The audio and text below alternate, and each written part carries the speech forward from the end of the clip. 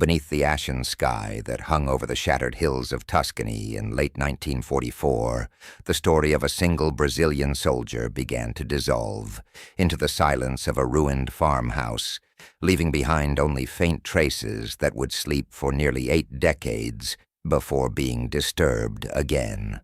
He had arrived with the FEB, the Brazilian Expeditionary Force, carrying with him the heavy mixture of fear and duty that clung to every man who fought in a land not his own, under a winter that did not forgive the unprepared. His footsteps merged with the mud. His breath vanished into the smoke drifting from artillery fire in the distance, and his name, engraved on a pair of dog tags, would be the last thing the world remembered of him until 2022, when workers restoring a century-old structure found the metal discs sealed inside a hidden cavity behind a thick stone wall. But in 1944, none of that mattered yet. The only thing that existed then was the immense weight of the war and the way it swallowed men whole without warning, leaving behind unfinished thoughts flickering like candlelight in the corner of the mind. The Brazilian soldier, whose file described merely rank, unit, and origin, had marched through the serpentine mountain paths between Porreta Terme and Castelnuovo, where the echoes of distant explosions rolled through the valleys like thunder, trapped between walls of stone. The terrain was a labyrinth of broken barns, abandoned vineyards, and icy streams that seemed to whisper the names of the lost. For men of the FEB, the Italian front was disorienting, a place where even the wind carried the metallic stench of conflict. Records mention a patrol unit moving before dawn, navigating a slope slick with frost, while trying to secure a route rumored to be watched by German snipers. The Brazilian soldier was among them, a figure half outlined by the pale moonlight, his breath emerging in thick clouds as he tried to remain silent. He carried photographs inside his coat, now worn at the edges, and a small token given by his younger sister before he boarded the ship that would take him across the Atlantic. But the cold was brutal, and sentiment was a luxury that very few could afford at the front. Some survivors later recalled the day's tension, describing the oppressive stillness that preceded the morning's movements. They felt watched, stalked by the unseen. Birds avoided the valley. Dogs barked at empty fields.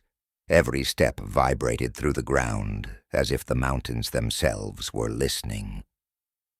Deep in that hostile silence, the patrol advanced until they reached a farm that appeared abandoned. Yet something felt wrong. The windows were shut, reinforced from the inside. Soil around the entrance looked recently disturbed. A single door creaked in the wind, but no animal sounds followed. The soldier's commanding officer signaled for caution. The men split into 2 groups, circling the structure from opposite sides. And somewhere in the thick haze of early morning, the Brazilian soldier vanished, leaving behind no echo, no cry, not even the rushed crunch of boots breaking formation. It was as if the land had swallowed him whole. At first his comrades assumed he had simply taken cover or slipped behind the wall to scout unseen. But minutes passed, and no familiar face emerged from behind the weathered stone. They called his name softly, then louder, their voices stretching through the ruined corridor of the farmhouse, but only the cold wind answered.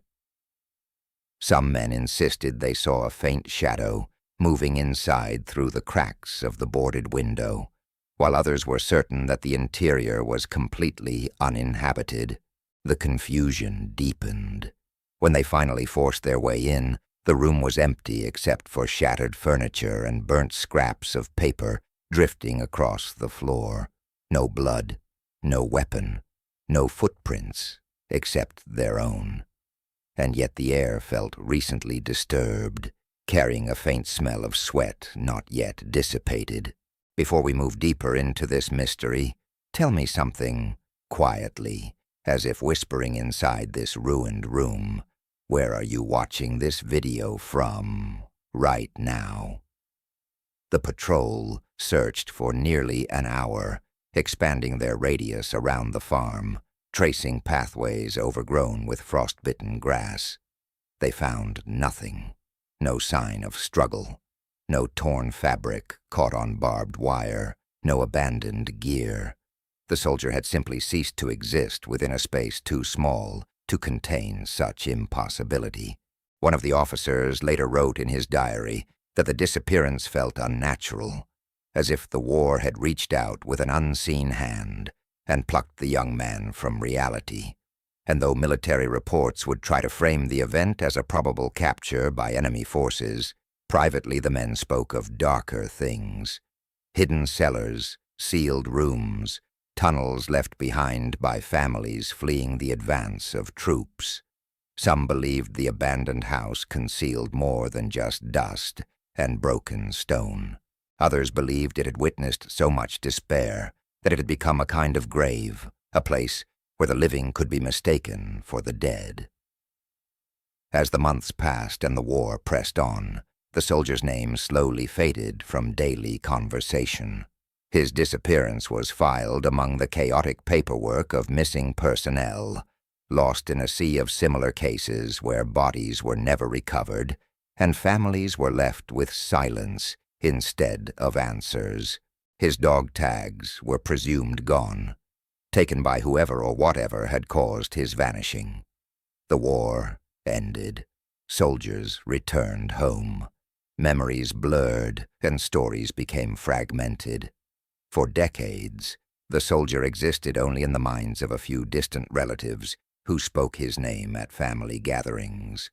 Wondering what had truly happened in that silent farmhouse in the winter of 1944, his absence became a ghostly echo passed down through generations, a reminder that some wounds never fully heal and some truths remain buried far deeper than time can reach. But time does not erase everything. It merely hides what it cannot destroy. In 2022, nearly 8 decades after that patrol walked into the frost-bitten valley, a team of workers renovating an old Italian farmhouse discovered something unsettling.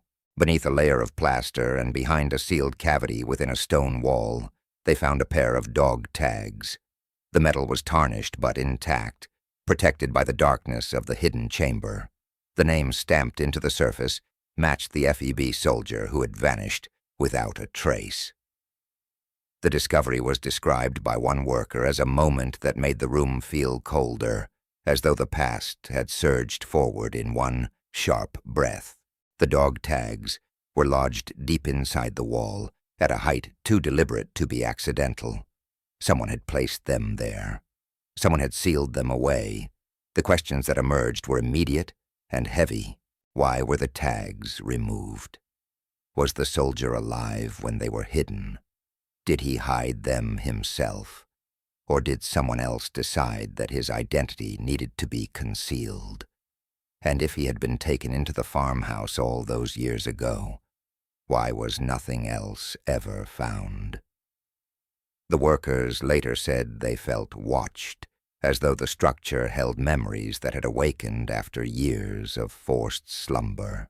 One man's hands trembled as he passed the metal discs to his supervisor, describing the moment as if the wall itself had exhaled. When the news reached Brazil, historians and families of FOB veterans reacted with equal parts hope and dread. Hope that the discovery could finally shed light on the truth. Dread that the truth might be far darker than anyone imagined. The dog tags were analyzed, inspected for signs of tampering, but no definitive explanation emerged. If anything, their condition raised more questions. They did not appear torn off. They were not damaged by violence. They had been carefully removed from the chain, as if someone had taken time to detach them before sealing them within the wall. This act suggested intention, perhaps secrecy, perhaps fear, Perhaps a message left behind by someone who knew the house would one day give up its hidden secret. And just before we continue, let this whisper linger between us in the dim light of this unfolding mystery. If stories like this captivate you, if the weight of forgotten lives and long-buried truths draws you deeper into the shadows, consider subscribing. It helps this dark journey continue and keeps these lost voices from fading again.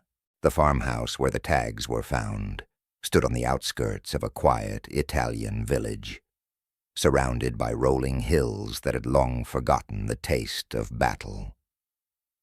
From the outside, it appeared ordinary. Weathered bricks, ivy creeping over half-collapsed walls, and windows clouded with the dust of decades. But inside, the air was thick, and the silence was unlike any other. Local residents, when asked about the property, said the place had always carried a cold feeling, even on warm summer days. Some refused to enter after dark. Others claimed that during certain nights in winter, when the wind came down from the Apennines, strange sounds would echo through the corridors. Distant footsteps, whispers in a language they didn't recognize. For the villagers, the house was simply cursed, one of the many relics left behind by the madness of war. When the renovation crew began their work in 2022, they had no reason to suspect anything beyond structural damage. The house had been purchased by a family hoping to restore it into a countryside home. The workers removed floorboards, replaced rotten beams, and stripped plaster from the interior walls to expose the original stone. That's when one of them, a man named Carlo, noticed a faint irregularity, a portion of the wall that sounded hollow when struck. He thought at first it was a cavity caused by humidity or rats. But curiosity pulled at him. He chipped away carefully, dust rising in slow, shimmering clouds, until the tool struck something metallic. What emerged was not a pipe, not a nail, but two thin discs of darkened metal tied together by a fragment of corroded wire. For a long moment, Carlo didn't understand what he was holding. Then, as he wiped the grime away, the faint imprint of letters appeared. Exército Brasileiro, a name, followed. The discovery froze him where he stood. The site supervisor ordered the work halted. Photos were taken. Authorities contacted. Local historians confirmed the insignia's authenticity within days. And soon, journalists began arriving, drawn by the strangeness of it all. A Brazilian soldier's identification tags, found hidden in a wall, nearly 80 years after the end of the war. The question that haunted everyone was simple but unanswerable. Why there? Why hidden at all? Military experts theorized he might have been taken prisoner and confined inside the farmhouse, which may have served as a temporary German outpost or a hiding place for partisans. Yet even that explanation struggled against the evidence. There were no bullet holes, no blood stains, no sign of imprisonment, just a sealed wall, a void, and the cold weight of two small pieces of metal. Soon the investigation uncovered something stranger still. Behind the section of wall where the tags were found, there was a narrow cavity large enough for a man to crouch within. It was not part of the building's blueprint. The stones sealing it appeared to have been placed hastily, their mortar uneven. Inside, apart from the tags, there was only a small indentation in the dust. The faint shape of where something, or someone, might have once rested. The scientists sent to document the site noticed that the air in that cavity was unusually dry, preserved by the thick stone that had encased it, and among the dust were fibers of old cloth, olive green, coarse, consistent with mid-20th century military fabric. They were too deteriorated for testing, But the implication was clear. Someone, possibly the Brazilian soldier himself, had been inside that wall. Historians began to cross-reference records from 1944, searching for details that might match the timeline of his disappearance. The documents told of a skirmish near Porretta Terme that winter, where several FEB soldiers went missing amid confusion after a German ambush. Witness reports were vague, conflicting. Some said the missing man had fallen behind while scouting a house. Others insisted he had been captured alive by German troops, disguised as civilians. Yet the location of the farmhouse where the tags were found did not match the last known coordinates listed in the patrol's report. It was nearly 15 kilometers north, too far for coincidence. So how had his identification ended up sealed inside a wall miles from where he had last been seen? Some theories turned darker. A local archivist named Elena Rossi suggested that the farmhouse might have been used as a partisan shelter and that the soldier could have sought refuge there after being separated from his unit. If so, perhaps he had been wounded, delirious, hiding from both the Germans and the approaching Allied forces. Maybe, she speculated, he removed his dog tags to protect his identity, fearing capture or execution, but who sealed them into the wall? That question returned again and again. Someone had done it with care, not haste. Someone who wanted those tags hidden, not discarded. As the story gained attention, descendants of the soldier's family in Brazil were contacted. Among them was an elderly woman, his niece, who had kept a faded photograph of him since childhood. When she saw the recovered tags through a news broadcast, her eyes filled with tears. She said she'd always believed he might return, that his disappearance was not an end, but an interruption. She remembered her mother whispering stories of dreams in which he stood by their door, silent, dressed in uniform but with no face. Those dreams had persisted for years, and now, with the discovery in Italy, they felt less like imagination and more like echoes of something unresolved. Local priests blessed the farmhouse before restoration resumed, but the workers refused to continue. They claimed that after the tags were removed, the house's atmosphere changed. Heavier, colder, suffocating. One man said he heard someone breathing just behind him while he worked alone in the room. Another said he found the tools he'd left overnight rearranged in strange, deliberate patterns. Whether superstition or suggestion, the fear was real. Renovation halted permanently, and the house stood empty once more, as if rejecting any attempt to disturb its silence again. In the months that followed, journalists moved on, the story fading from headlines. But investigators remained obsessed. The lack of any human remains, any material evidence beyond the tags and those faint cloth fibers, kept the mystery alive. Some proposed that the tags might have been placed by another soldier, perhaps a friend, perhaps someone who wanted to memorialize a comrade in secret. Others imagined darker possibilities, that the soldier had been trapped inside, intentionally or not, and the wall had become his tomb. No record existed of such a discovery in post-war reports, suggesting that if a body had been there, it had been removed long before 2022. By whom, no one could say.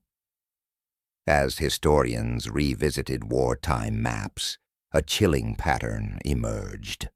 The farmhouse aligned with a route used by retreating German forces during late 1944, near an area of partisan skirmishes known for executions and disappearances.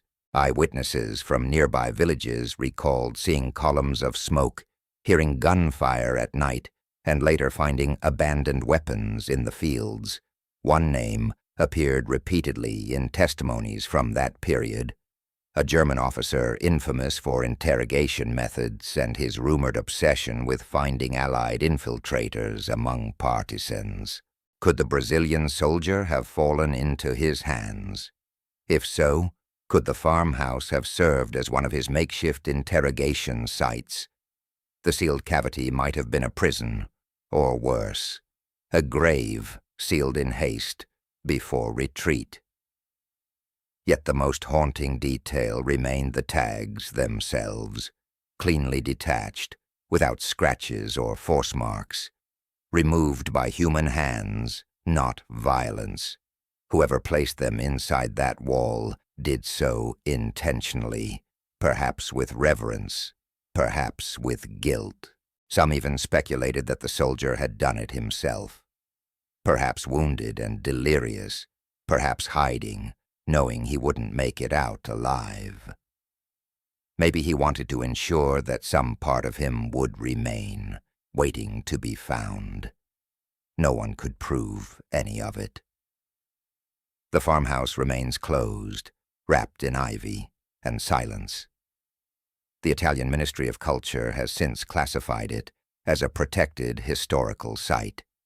Pending further examination, the dog tags are preserved in a small museum in Bologna, displayed under dim light, where visitors stand quietly before them as if afraid to speak too loudly, as if words might awaken something best left sleeping.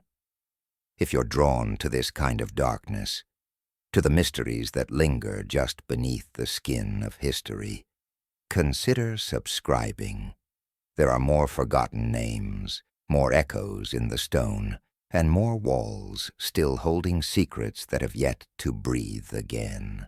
By the time the farmhouse was sealed again under the authority of Italian preservation laws, the story of the missing Brazilian soldier had already slipped into that strange borderland between history and myth.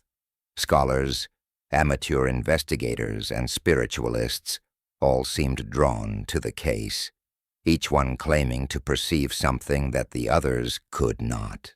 What united them was an unshakable sense that the disappearance in 1944, the sealed wall, and the dog tags discovered in 2022 were not isolated events, but fragments of a single chain stretching across decades, a quiet, unseen continuity that had never been fully severed by time. In early 2023, a historian named Miguel de Alencar, himself the grandson of a FEB veteran, traveled to Italy to study the newly unearthed evidence. He had spent years compiling accounts of Brazilian soldiers lost on the Italian front, documenting not only their military service, but the psychological scars they carried. For Miguel, the soldier's name was more than an entry in a record. It was a person, a young man whose absence had shaped the silence of an entire family line. He arrived in Tuscany under heavy rain, staying in a modest inn a few kilometers from the farmhouse, and began interviewing anyone who still remembered the war. The villagers, cautious at first, soon began to share stories that no archive had ever preserved. An old woman named Lucia, who had been a child during 1944, recalled hearing a gunshot near the farmhouse one winter night.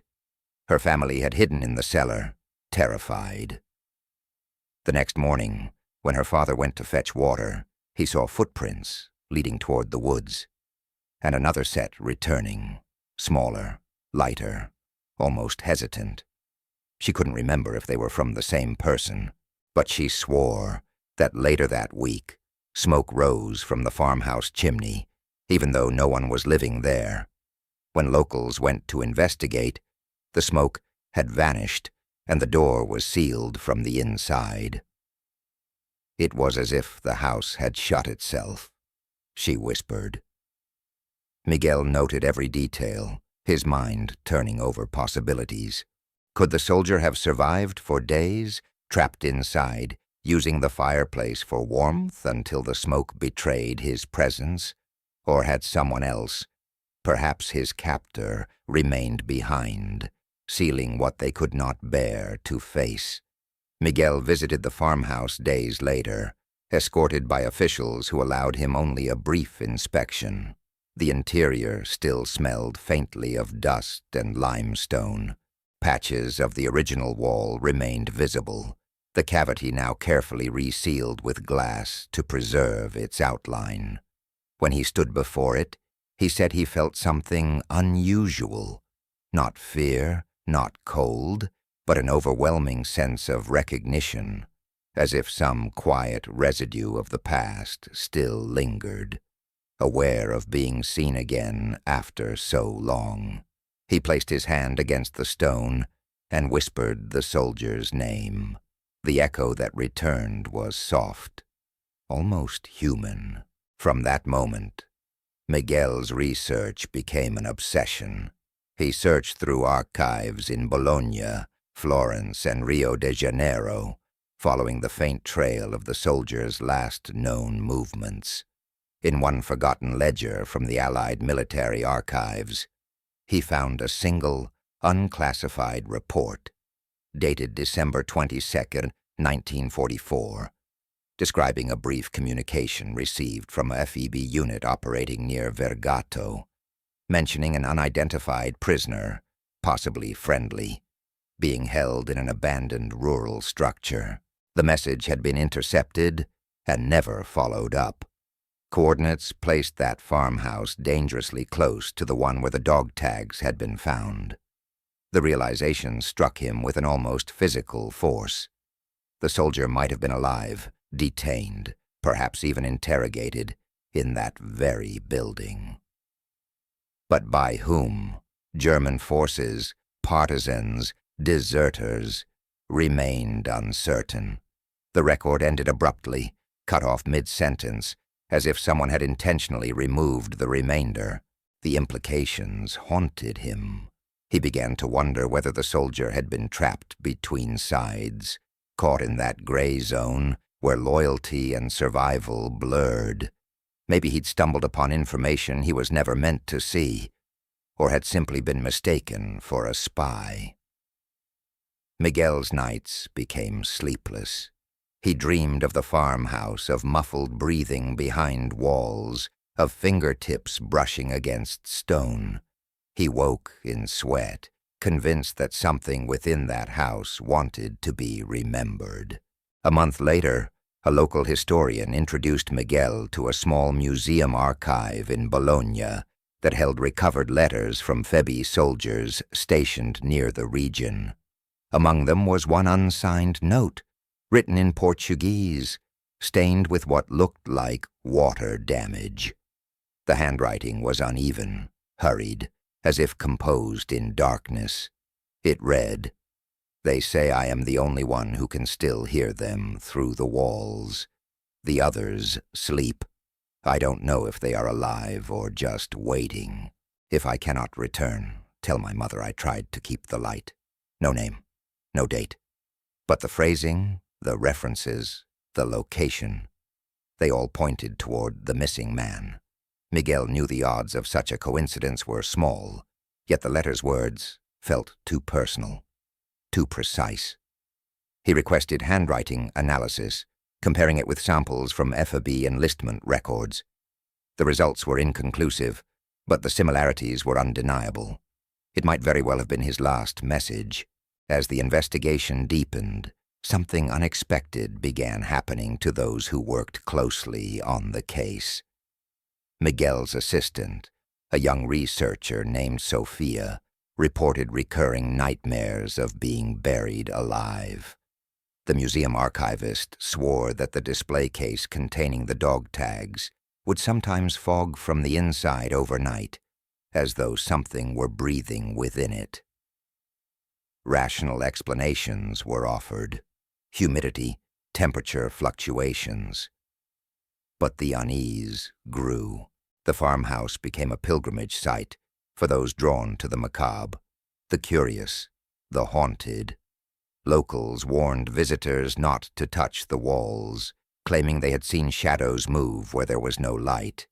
Even Miguel, a man of reason, began to sense that the boundaries between past and present had thinned in ways he couldn't explain. One night, unable to sleep, he returned alone to the farmhouse. He carried a recorder, hoping to capture ambient sound for his notes. Inside, the air was still.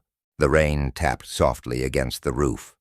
He sat in the center of the room, near the wall where the dog tags had been sealed, and pressed record. For several minutes there was nothing, just silence, his breathing, the faint rustle of wind outside. Then, almost imperceptibly, a sound emerged, a soft metallic clink, like two pieces of metal striking each other once, then twice, then nothing. He froze. The sound had come from within the wall. He replayed the recording again and again, each time convincing himself that it must be structural noise, the settling of stone, the echo of his own imagination. Yet when he left the house, he could still hear it, faintly, following him through the night air until it faded at the edge of the village. Weeks later, when Miguel returned to Brazil, he brought with him copies of all documents and recordings. His final report concluded nothing definitive. He wrote only that the house in Tuscany holds its silence well, but not completely. There are places in this world that remember more than they should. His research was published quietly, read by few, but for those who did, one detail stood out. He had not returned the recording equipment to the museum. The recorder, still containing that night's mysterious sound, was never found. Before we slip further into this darkness, let this moment linger. If you've followed the story this far, if these shadows stir something within you, subscribe to keep walking through the corridors of forgotten history with me. There are still 3 more layers to uncover, each one darker than the last. Under the gray veil of early morning fog, Tuscany seemed to breathe again in the spring of 2024, as though the earth itself were stirring from a deep, uneasy sleep. The farmhouse where the FEB soldier had vanished so many years ago stood silent, framed by wild grass and thin mist that rolled across the fields. It had become a monument of sorts, a reluctant shrine to the unknown, visited by historians, skeptics, and those drawn to the macabre lure of vanished lives. Yet the place resisted closure. No prayer, no investigation, no rational explanation seemed to still the subtle tremor that ran through its walls, like a pulse buried beneath stone. And within that silence, the story continued to expand. In whispers, in strange coincidences, in the way time itself seemed unwilling to let the soldier's memory rest. Months after returning to Brazil, Miguel de Alencar found himself haunted by the unfinished threads of his research. He tried to move on, lecturing at universities about wartime disappearances, but every discussion led inevitably back to Italy, to that one name etched on cold metal, to the inexplicable echo that refused to fade from his recording when his nights became restless. He began receiving anonymous emails, fragments of text in broken Italian and Portuguese, referencing the man in the wall, the unfinished patrol, and the room that remembers. At first he dismissed them as hoaxes, the work of someone fascinated by his published report. But the tone changed. The messages began including details that only someone close to the investigation could have known. The humidity levels inside the farmhouse cavity, the precise position of the mortar line where the dog tags had been found, even the serial number stamped beneath the soldier's name. It was impossible. Those details were never made public. Then came an attachment, a photograph, grainy and blurred, showing what appeared to be the interior of the farmhouse.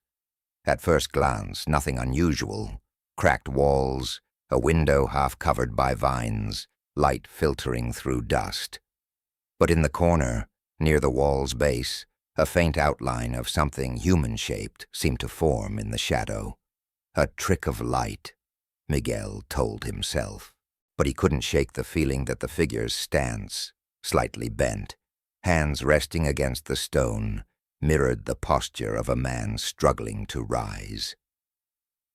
Driven by a mix of obsession and dread, Miguel contacted the Italian authorities once again, requesting an update on the farmhouse's preservation status. The curator replied that the site was closed to the public, yet admitted that in recent months the alarm system had been triggered multiple times during the night. Each time, guards found the interior undisturbed, except for one detail: small traces of dust displaced near the wall where the tags had been discovered, as if something had brushed against it from the inside. The curator ended his message with a single line: "It feels as though the house does not want to be empty." Miguel returned to Italy. He arrived in late October, under skies the color of old steel, when the air carried that damp chill that precedes winter. The farmhouse remained sealed, but a local historian arranged a private visit. As Miguel approached, the place felt smaller than he remembered, the surrounding hills closing in like silent witnesses. Inside, the air was stale, untouched for months. Sunlight filtered through cracks, catching on suspended dust that moved as if stirred by invisible breath. The curator's footsteps echoed faintly behind him, but Miguel heard something else, too. A distant rhythm, irregular, metallic. It lasted only a second, but it was enough. He turned to the wall where the tags had been found. The sound came again, a slow, hollow clink. He approached, hand trembling slightly, and pressed his palm against the cold surface. The stone felt warm. In that instant, a flood of images struck his mind. A flash of torchlight in a narrow room, the sound of boots scuffling on dirt, the low murmur of someone praying in Portuguese, and the unmistakable scent of smoke. He staggered back, dizzy, his vision dimming for a heartbeat. The curator, startled, rushed forward, but Miguel only shook his head. "He's still here," he whispered. "He never left." After that visit, something in him began to change. Friends noticed his voice becoming quieter, his movements slower, his thoughts distracted. He confided to a colleague that he could hear distant knocking in his apartment at night. Faint, rhythmic, always coming from the walls, the same sound he'd heard in Tuscany. He told himself it was stress, the echo of obsession, but deep down he knew the pattern was identical. 2 knocks, a pause, then one more, the exact cadence of the metallic sound captured in his old recording. Desperate to make sense of it, Miguel reached out to a sound engineer who specialized in acoustic forensics. They analyzed the 2023 recording from the farmhouse, isolating frequencies and comparing them to environmental noise. What they discovered chilled them both. The metallic clink was followed, several milliseconds later, by a low-frequency vibration resembling a human exhalation. Someone, or something, had been breathing on the other side of that wall when he made the recording. Yet, when amplified further, the waveform revealed something even more disturbing. Beneath the static, faintly audible, was a whispered phrase in Portuguese. Just 3 words. "No me deixem. Don't leave me." The engineer, pale and shaken, refused to continue the analysis. Miguel sat in silence, replaying the sound over and over until the words seemed to pulse inside his skull. He didn't sleep that night. At dawn, he began writing a letter to the soldier's surviving family. Not an academic report, but a confession of what he believed. He told them that their relative had not vanished into nothingness, that something of him remained, trapped between time and matter, inside the stone that had once sealed his name away. He waited, Miguel wrote, not for rescue, but for remembrance. Meanwhile, in the small village near the farmhouse, strange events continued. Locals reported lights flickering in the windows after midnight. A shepherd claimed to have seen a lone figure walking near the property at dawn, wearing what looked like an old uniform. He followed, calling out, but the figure turned a corner and disappeared, leaving only a trail of footprints in the wet earth. Prints that ended abruptly halfway across the field. The villagers began avoiding the area entirely. Even the birds, they said, no longer nested in the eaves of the old structure. By early winter, Miguel's health had deteriorated. He wrote feverishly, compiling every theory, every vision, every whisper he thought he'd heard. His final notebook contained a single drawing, a crude sketch of the farmhouse wall, with lines branching outward like veins or cracks, and at the center, 2 words written in a trembling hand. Still listening. Days later, he vanished from his hotel room in Bologna. No signs of struggle, no forced entry. Only his recorder remained, placed neatly on the nightstand. It was switched off, its battery fully drained. When investigators replayed the last saved file, they found a single minute of silence. And then faintly, a metallic clink.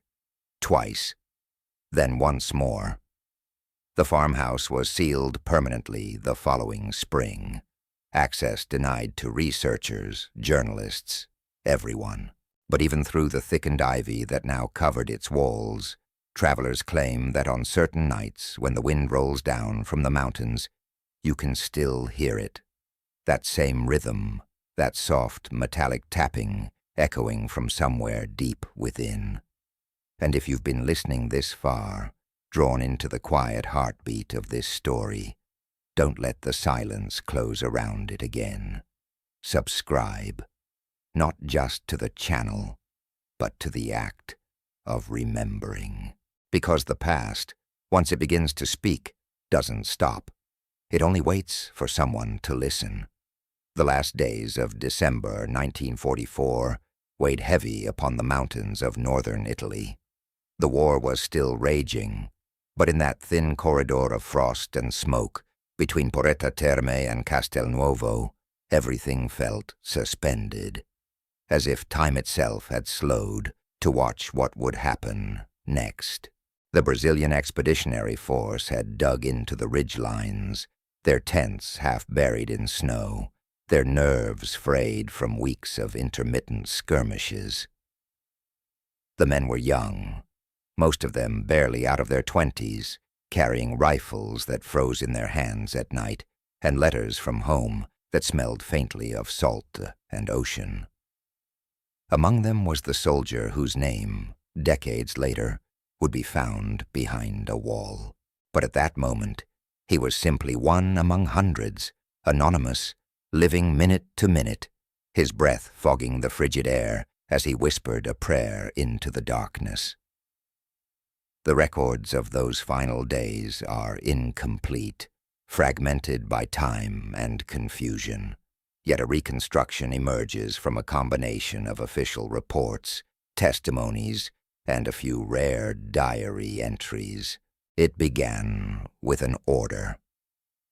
A simple directive from command to secure a small farmhouse, believed to overlook a strategic route once used by retreating German forces. The structure was unremarkable: stone walls, a collapsed roof on one side, and a chimney that still stood against the gray sky. Intelligence suggested it might have been used as a supply cache, possibly even a hidden observation post. The mission was considered routine. The squad assigned to it consisted of 5 men, led by a lieutenant from Minas Gerais, a man known for his calm under pressure. Among his unit was the young Brazilian soldier whose fate would remain unsealed until 2022. The patrol left before dawn, the ground brittle beneath their boots. Snowflakes drifted like ash through the fog, muting the sound of their movement. The soldier walked third in line, rifle slung across his shoulder, his face partially hidden by a scarf knitted by his mother months earlier. In his coat pocket, he carried a small notebook, its pages nearly full, most covered in brief notes written during nights when the cold kept him awake. The final entry, later found among recovered belongings near the base camp, was dated December 20th, 1944. It read simply, "We move toward the valley tomorrow. Something about that place feels wrong. The lieutenant says it's superstition, but the air here doesn't breathe the same." The group advanced for hours through uneven terrain, navigating between skeletal trees and stone fences. The only sound was the faint crunch of snow and the distant murmur of artillery. By noon, they reached a narrow pass, where the fog thickened so much that visibility dropped to a few meters. The farmhouse emerged like a shadow, half buried in frost, its windows blind with dirt. Smoke stations climbed the outer wall, recent but faint. The lieutenant ordered the men to spread out, covering both sides. The soldier approached the front entrance, his gloved hand brushing against the door's surface. The wood was damp, cold but not frozen, as though someone had touched it not long ago. Inside, the air was still and suffocating. The smell of damp straw and burnt oil clung to the walls. Light filtered through a hole in the roof, illuminating motes of dust that seemed to move in rhythm with their breathing. They advanced cautiously, rifles raised, sweeping corners, whispering short commands in Portuguese. The soldier was the first to notice the markings on the floor. Scuffed prints, some leading inward, others fading toward the back of the house. He knelt, tracing one with his fingers. It was small, bare, and recent. He looked up to call the lieutenant, but his voice caught in his throat. From somewhere behind the inner wall came a faint sound, a cough, quick, human. They froze. The lieutenant signaled for silence. The squad listened, their hearts pounding. The sound came again, followed by the scrape of something shifting behind the stone. One of the men whispered, "There's someone inside." The lieutenant nodded and motioned them toward the source. The back wall of the farmhouse was uneven, patched with different stones, the mortar still fresh in places. As they examined it more closely, the soldier noticed something peculiar. The stones near the base were slightly warmer than the rest. He pressed his palm against them and felt, unmistakably, a slow vibration, like breathing. They began clearing debris, prying loose a few stones. The air that escaped was stale, warm, and heavy with the scent of decay. Before they could widen the gap, the lieutenant stopped them. "It's too quiet," he said. Then faintly came a voice from within. A single word in broken Portuguese. "Socorro," help. Chaos followed. The men shouted, trying to widen the opening, but the structure groaned under the force. The wall shifted dangerously, dust pouring from the ceiling. The lieutenant ordered a retreat to avoid collapse. They stepped back, weapons raised, but nothing else emerged from the wall. No voice, no sound, only silence. Deep, absolute. The soldier lingered, staring at the place where he had pressed his hand. He said later, according to testimony from one surviving comrade, that he thought he had felt fingers touch his from the other side. That night, the squad camped nearby, uncertain whether to return. The lieutenant reported the incident to command, but orders came back unclear. Resources were stretched thin. No reinforcements would be sent for a simple inspection. They were to observe, not engage. The men argued around a small fire, the soldier remaining quiet. He stared at the farmhouse through the mist, its silhouette dim against the horizon. One of the others joked nervously that the wall was cursed, that it held the ghosts of retreating Germans who'd buried themselves alive rather than surrender. The soldier said nothing. He only muttered, almost to himself. Someone's still inside. At dawn, he was gone. His bedroll lay open. His rifle was missing. Footprints led back toward the farmhouse and disappeared at the threshold. The lieutenant organized a search, but the fog thickened again, erasing the trail within minutes. They circled the area for hours, calling his name, their voices fading into the gray. Nothing answered. When they entered the farmhouse once more, everything was as before, except that the section of wall they had disturbed appeared newly sealed, the mortar damp and smooth, as if someone had repaired it overnight. The lieutenant touched it and recoiled. The stone was still warm. No one spoke of it openly afterward. The official report stated only that the soldier went missing during reconnaissance, presumed captured by enemy forces. But among the men who survived that winter, the story took on darker forms. Some swore that on quiet nights, when the wind was still, they could hear muffled knocking from the earth beneath their camp. 2 taps, a pause, then one more. Always the same pattern. Others claimed to see movement in their periphery, a figure standing among the trees, watching, then vanishing when approached. The war swallowed the truth, as it always does, and the farmhouse was eventually abandoned, left to decay beneath layers of moss and silence. When the Allied forces advanced months later, they found the structure empty. No signs of occupation, no remains, nothing but a faint inscription on the inner wall, nearly invisible beneath soot. A series of initials, scratched with something sharp, ending with the letter B. It might have been a signature, or simply coincidence. But the shape of the letters matched the missing soldier's name. If you've stayed with me through this part of the journey, you already know. The deeper we go, the quieter the world becomes, and the closer the past starts to breathe. Subscribe now if you wish to keep following the trail, because in the next layer, the story will leave Italy behind and cross an ocean back to Brazil, where the echoes of the disappearance began to haunt those who waited for a man who never returned. Under the humid heat of Rio de Janeiro in early 1945, the news of the soldier's disappearance arrived like a ghost carried across the Atlantic. The war was still far from ending, yet telegrams had begun to reach Brazilian soil, brief, formal, and cold, stamped with official insignia and the same lifeless sentence repeated too often. Missing in action. For most families, it meant a wound without a body, a grief that could never settle. For his family, it meant something else entirely. They lived in a modest house near the docks, where the sound of ships and gulls filled the air at dawn. His mother, Donna Helena, received the telegram on a Sunday morning, when the neighborhood was alive with the bells of the church and the smell of roasted coffee.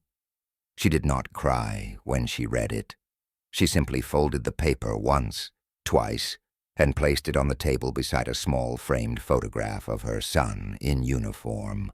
Her hands trembled, but her eyes remained dry.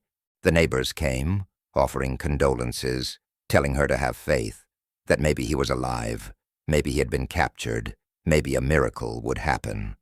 She nodded, thanking them, her mind already elsewhere.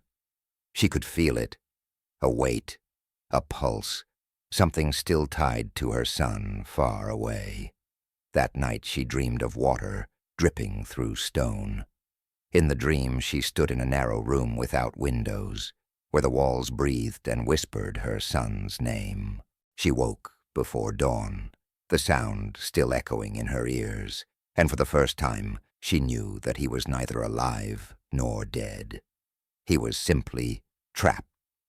Over the following months, letters began to arrive from Europe.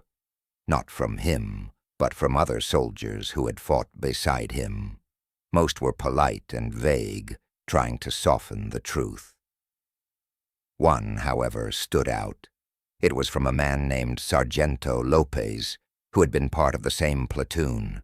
His handwriting was uneven, the ink blotched. The letter said little at first, only that he was sorry, that the disappearance had haunted them all. But at the end he added a line that would gnaw at the family for decades. "We heard him call out once. Days after he vanished, it came from the wrong direction." Helena read that line until the ink began to fade. She carried the letter everywhere, folded neatly in her pocket. Neighbors said she sometimes spoke to it, as if it could answer. Her youngest daughter, Maria, only 10 at the time, remembered waking in the middle of the night to find her mother whispering near the family altar. She wasn't praying. She was listening, tilting her head slightly, as though someone were speaking through the walls. By 1946, the war was over. Brazil celebrated its returning heroes with parades and fanfare. But for families of the missing, there was only silence. No bodies returned from Italy, no explanations. The soldier's name appeared briefly in newspapers, then vanished again. Life was expected to move on. But in that small house by the docks, time refused to pass normally. The radio would sometimes flicker on at night, emitting only static. Objects shifted without reason. A chair moved an inch. A door that never stayed closed suddenly latched itself tight. And always, faintly, came a sound that Helena would later describe to a priest. 2 soft taps, a pause, then one more. The priest, skeptical but kind, blessed the house and left her a vial of holy water, but he, too, left unsettled. The moment he stepped through the door, he said, the air had turned heavier, as though he had stepped into a place already occupied by something unseen. He advised her to stop feeding the memory, to stop calling her son's name aloud. The dead, he said, must find their own way. But the dead were not who she feared. It was the missing. In 1950, Maria, now a teenager, began having the same dreams her mother once described, of a room without windows, of breathing walls and dripping water. She tried to dismiss them until one morning she woke to find something strange. A thin line of dust drawn across her bedside table, perfectly straight, ending in 3 small indentations, like fingertip marks. When she showed her mother, Helena crossed herself and whispered, "He's still trying." Years passed, and the world forgot the missing soldier. Brazil entered new decades, new governments, new wars of its own. The family aged, scattered, carried away by the slow current of history. Only Maria remained near the coast, keeping the photograph and the telegram in a small wooden box. She never married. Neighbors described her as quiet but kind, though sometimes they'd see her standing outside at night, facing the ocean, listening. One winter, she told a neighbor that she had started to hear the tapping again, faint but distinct, coming from the walls of her bedroom. "He's closer now," she said, "the tide's changing." In 1978, construction began on the neighboring property. Workers digging near Maria's wall uncovered fragments of old stone. Remnants, they said, of some earlier foundation. Among the debris was a piece of metal, heavily corroded, roughly circular, a dog tag. The inscription was illegible.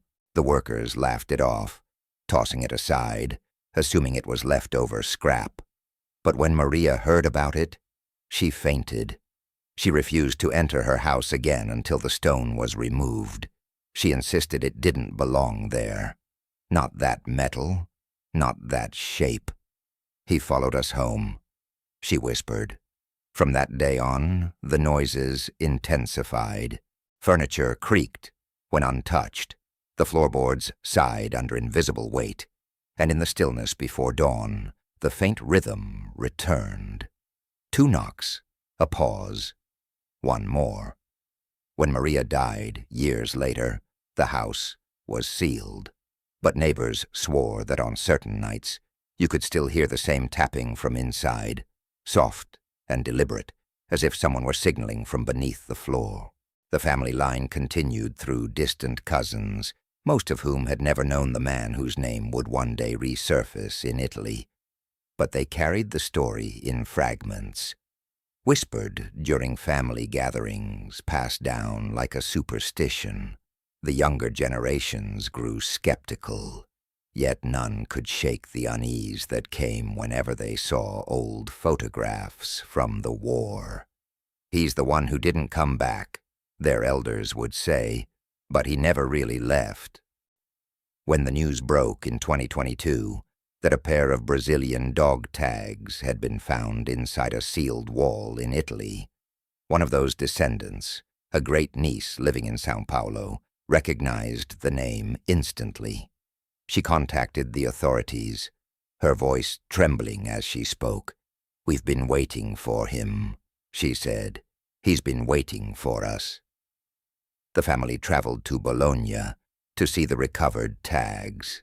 The moment the curator placed them on the table, the air in the room shifted. Helena and Maria were long gone, but their blood stood there once more, staring at the same cold metal that had crossed oceans and decades to return home. The great-niece wept silently, and then, without knowing why, she lifted her phone to record. The video, later uploaded anonymously, showed the tags resting still, until in the final seconds, they moved, just slightly, enough to make a sound. If this story has followed you into the dark, if it's made you feel the breath of history on the back of your neck, don't look away now. Like the walls that remember, these stories survive only when someone keeps listening. Like, subscribe and stay with me. Because the last part of this tale will return to that house in Italy one final time, where everything began and where something still waits. By 2025, the farmhouse in northern Italy had become something more than a ruin. It was a threshold, a wound in the skin of history that refused to close. The government still kept it sealed, its windows boarded, its doors chained. Signs warned tourists away, but the curious always came. They took photographs through gaps in the wood, or pressed their ears to the cold stone, chasing the rumor that if you were silent long enough, you could hear something on the other side. 2 knocks, a pause, 1 more. That winter, a restoration team was finally authorized to enter the property under supervision, not to renovate it, but to study it, to document and preserve what remained before nature consumed it completely. Among the team was Luciana de Aloncar, a young historian, and the daughter of the missing researcher, Miguel. She had grown up with her father's notebooks, pages filled with sketches of walls, half-translated letters, and transcriptions of unexplained sounds. After his disappearance, she had vowed to finish his work, though the archives had warned her. That house does not like to be visited twice by the same name. The team arrived in January, when the valley lay drowned in mist. Frost coated the grass like ash. The farmhouse loomed ahead, the color of bone. Inside, the air was cold enough to burn the lungs. Everything was still, yet there was that same subtle hum beneath it, the feeling that the silence wasn't empty but aware. They began scanning the structure with ground-penetrating radar, searching for hidden cavities. The instruments, however, behaved erratically. Static interfered with readings. Batteries drained faster than expected. At one point, Luciana's headset filled with low murmurs, overlapping voices speaking in no language she could recognize. When she pulled it off, the others heard nothing. She laughed it off, trying to sound professional, but her hands shook. Hours passed. Dust clung to their clothes. In the main chamber, the same one where the dog tags had been found, the lead engineer noticed an anomaly on the radar, a hollow space deep behind the original wall, sealed within layers of stone. Smaller than a human body, larger than a hiding place. He marked it with chalk. Luciana knelt beside it, her light flickering. For a moment, the beam caught a faint discoloration. A handprint, small, almost faded, pressed into the mortar long ago. The engineer raised his tool again, and through the hum of the scanner came a faint metallic echo. Once, twice, pause, once more. Everyone froze. The echo was recorded. When replayed, it didn't align with any known interference frequency. It was external, a physical sound originating from within the wall. They knocked back, half joking, half trembling. The room answered, repeating the rhythm. Then, silence. One of the workers insisted they should stop. Luciana didn't. She pressed her palm against the wall, whispering her father's name first, then the soldiers. The stone beneath her hand grew warmer, almost pulsing. The others stepped back. Something behind that wall shifted, like a sigh. Then a crack appeared, slow and deliberate, tracing upward until it stopped at eye level. Through the dust, they saw metal, thin, circular. Another pair of dog tags. When they pried them loose, they discovered that these were not identical to the first pair recovered in 2022. These had no name, only a single line of engraving, shallow but clear. A casa lembra. The house remembers. Panic rippled through the group. The engineer vomited outside. One worker refused to re-enter. Luciana, however, couldn't look away.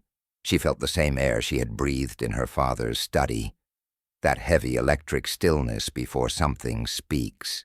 She reached into the cavity once more, her fingers brushing against fabric. Rough, ancient. She pulled gently. What came loose was a fragment of olive-green cloth, crumbling at the edges, but unmistakable. Brazilian uniform weave, circa 1944. They stopped the excavation immediately. Authorities were notified. The chamber was resealed pending investigation, but none of the workers stayed to finish the report. Within days, all members of the team fell ill. Fevers, hallucinations, sleeplessness. Some claimed to hear knocking, even from their own apartment walls. Two quit archaeology entirely. Luciana returned to her hotel with the dog tags locked in a case.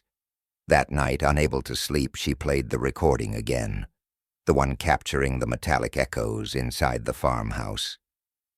In the silence between knocks, something new had appeared, a voice, low, barely human, whispering a single phrase in Portuguese.